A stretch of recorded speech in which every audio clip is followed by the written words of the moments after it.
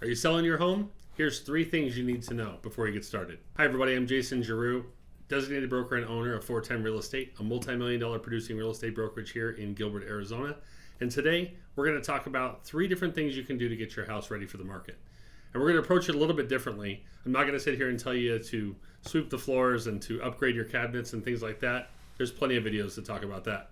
Today I want to talk about some things you might not think about. The first thing you should be doing is meeting with a licensed real estate professional to come and walk your home, to talk to you about your options, talk about the value of your home, and to walk the home looking through the lens of the buyer. A lot of times as the seller, we're proud of our home. We don't necessarily notice the things that someone who's never laid eyes on our home is going to notice.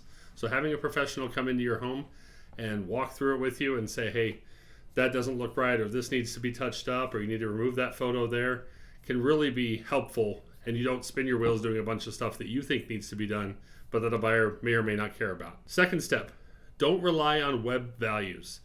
A lot of us go online and we look at Zillow and Trulia and places like that, and those are great places to just kind of check out what's going on in your neighborhood and see what's on the market for sale, but don't rely on those values when you're making a decision whether or not to sell your home.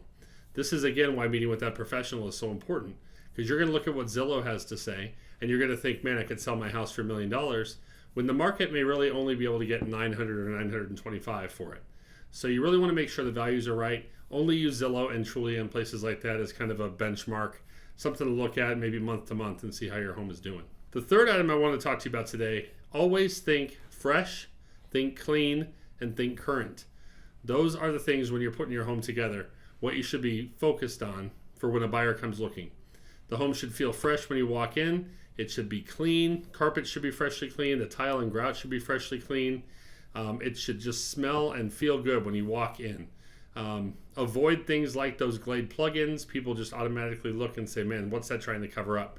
So we're looking for more natural smells. If you want to put on some cinnamon and oranges in some apple juice on the stove before showings just to get a little smell going and then turn it off, that's great. But avoid the fake smells. So think fresh. Obviously clean is important, and then current.